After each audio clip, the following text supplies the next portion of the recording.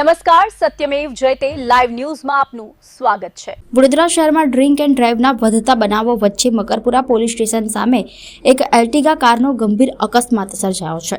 Car ચાલકે પહેલા સુસેન વિસ્તારમાં અને ત્યારબાદ મકરપુરા પોલીસ સ્ટેશન સામે લગાવેલી જાળીમાં જોરદાર ટક્કર માર્યાનું સામે આવ્યું છે।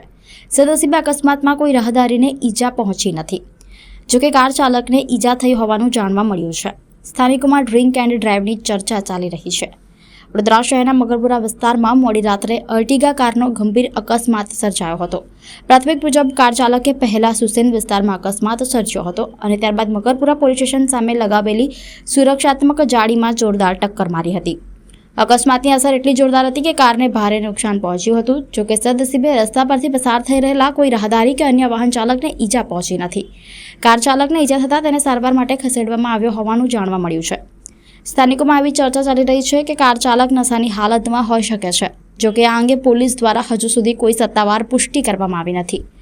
પોલીસ દ્વારા ડ્રાઈવરની મેડિકલ તપાસ સહિત અકસ્માતના ચોક્કસ કારણોની તપાસ કરવામાં આવી રહી છે। શહેરમાં છેલ્લા કેટલાક સમયથી ડ્રિંક એન્ડ ડ્રાઈવના બનાવોમાં વધારો નોંધાઈ રહ્યો છે, ત્યારે આ ઘટનામાં પોલીસ તપાસ બાદ શું હકીકત સામે આવે છે અને જવાબદારો સામે કેવી કાર્યવાહી થાય છે તેના પર સૌની નજર છે।